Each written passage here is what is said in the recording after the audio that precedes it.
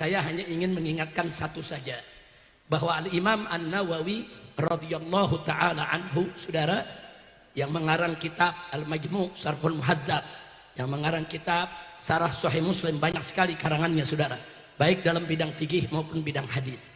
Beliau di zamannya pernah ditanya oleh sultan, saudara, tentang hukum pajak. Sultan mengambil pajak dari rakyat, saudara. Nah, apa hukumnya?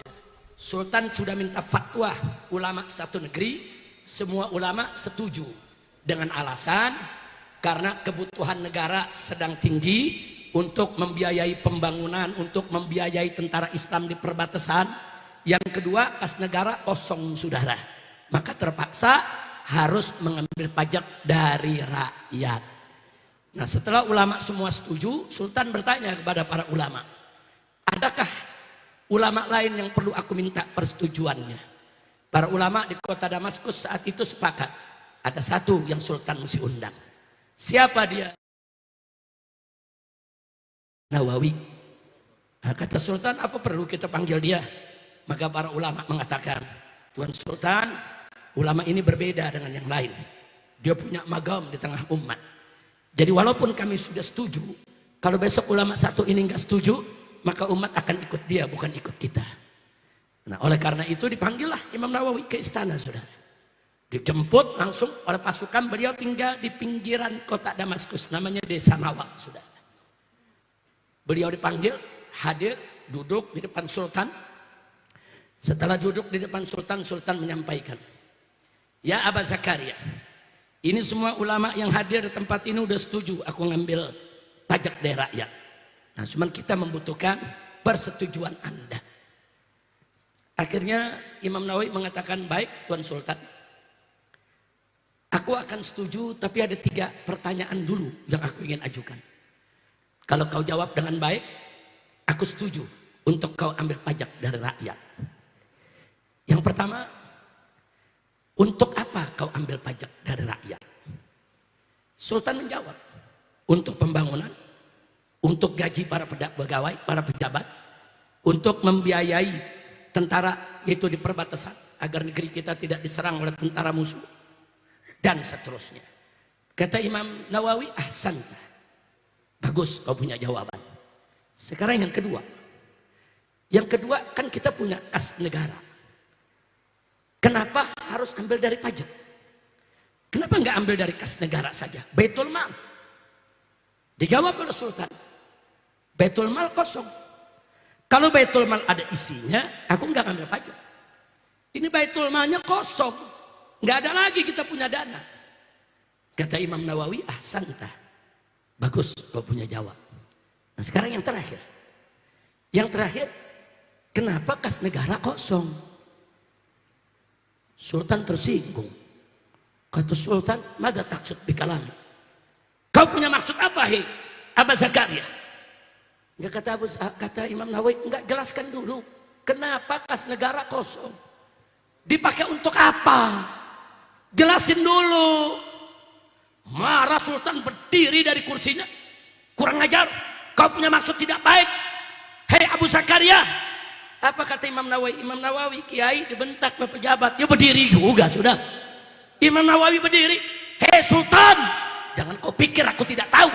Kas negara kita kemarin masih banyak dipenuhi dengan emas, perak, dinar, dirham, permata, mutiara, segala macam kita punya. Kenapa sekarang kosong?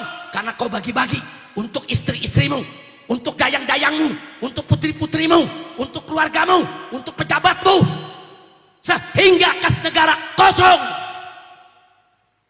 Marah Sultan, saudara. Imam Nawawi katakan, wallahi, demi Allah, kau kembalikan dulu semua itu ke kas negara, ke Baitul Muslimin. Kembalikan. Kalau semua sudah dikembalikan, masih kurang, baru boleh kau ambil pajak dari rakyat.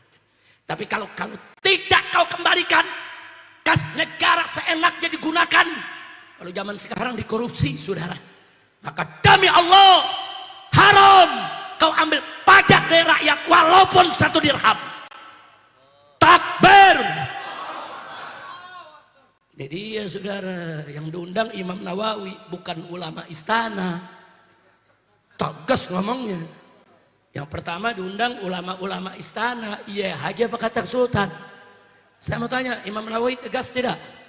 Ini mujtahid madhab Imam Syafi'i ini saudara. Enggak sembarangan saudara. Madhab Imam Syafi'i ini madhab yang said di bumi Indonesia. Saya tanya, bangga tidak dengan Imam Nawawi? Bangga tidak? Nah itu yang saya mau katakan sekarang kepada pemerintah saudara. Jangan kau ambil pajak dari rakyat sekecil apapun, selama korupsi tidak dibasmi, selama koruptor tidak ditangkap, selama koruptor dilindungi, maka selama uang negara diboroskan, selama uang negara seenaknya kau keluarkan, haram mengambil pajak dari rakyat kecil. Betul? Takbir, takbir, sallu ala nabi. Maling ayam penjara setahun.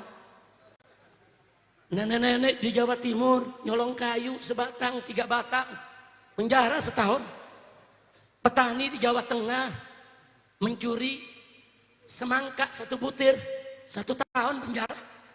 Kemarin saudara 271 triliun cuma 6 tahun. Gila saudara, 271 triliun.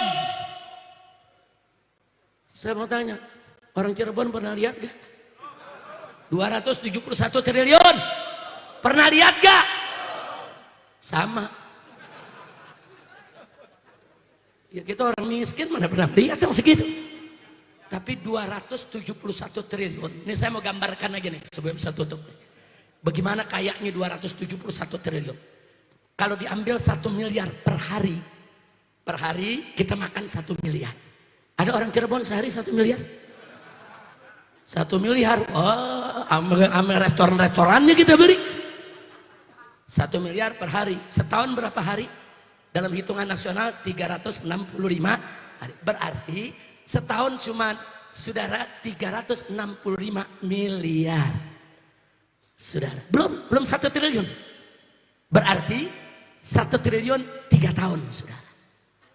1 triliun buat makan 3 tahun. Nah kalau 271 triliun lu kali 3 742 tahun saudara.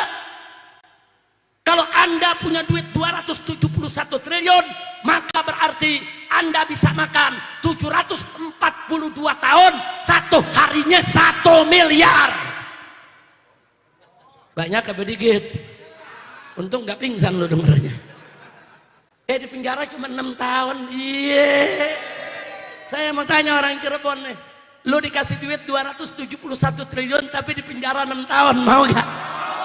Mau gak? Mau semua Beb. Haji Alfan teriak, aneh juga mau Beb. Haji Alfan ini pengusaha saudara. 271 triliun di penjara 6 tahun. Iya. Kacau tidak?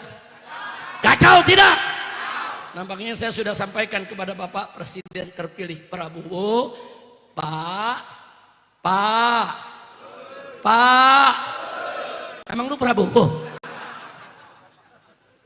Kita udah sampaikan kepada Bapak Prabowo, saudara, yang seperti ini jangan dilindungi, betul?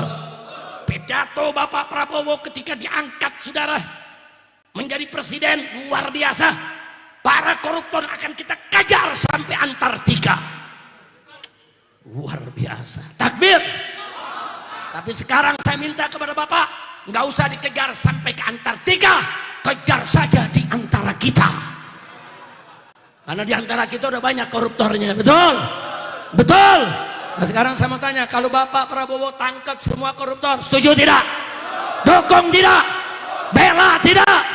Kalau Bapak Prabowo membasmi koruptor, saudara, kemudian mau dijatuhkan oleh para oligarki, terus mau dikodeta oleh orang-orang koruptor pengkhianat, kira-kira kita bela tidak? Bela tidak? Siapkan yang koruptor, siapkan yang koruptor, siap basmi korupsi. Betul, takbir. Nah, sebelum Kiai Sukron Makmun berdiri, saya minta Habib Hanif bacakan 1, 2 atau 3 pasal aja. Ini ada qasidah anti korupsi. Mau dengar? Mau dengar? Qasidah anti korupsi. Ini udah lama nih, saya ngarang dari zaman dulu nih, udah berapa tahun lupa udah, saudara. Nah cuman saya mau tutup, saudara, dulu zaman Pak Harto, korupsi ada banyak, bukan dikit, tapi korupsinya masih di kolong meja. Korupsinya di kolong meja, masih malu-malu, masih ada tuh rasa malu. Begitu kita reformasi, saudara, korupsinya naik di atas meja, malunya mulai hilang. Di zaman Jokowi korupsi memega-meganya dibawa pulang. Udahlah segitu aja dah. Ntar gue ditangkep lagi kali. Kiai Sikron udah negor saya, Beb kalau ceramah jangan sebut nama, ditangkep lagi ente. Tapi sudah dari sononya Kiai. Udah deh jangan diterusin, ntar pulang dari Cirebon ditangkep, gue gak datang lagi ke Cirebon. Akhirnya gak ke Cirebon, gak makan nasi gamblang. Mestinya kalau anda lagi di penjara, ente nengokin bawa nasi gamblang. Ada tempenya, ada perkedelnya, ada apa? Ada sambal merah gitu. Gue jadi udah ajib aja udah makanan orang Cirebon deh. Makannya di atas daun jamblang, daun jati. Daun, enak gak? Enak gak? Itu berapa harganya? 1 miliar? Ya udah sekarang saya tanya nih, sekarang siap gak nyang koruptor? Betul? Takbir. Sallu ala nabi. Itu saja yang saya sampaikan. Terima kasih atas perhatiannya.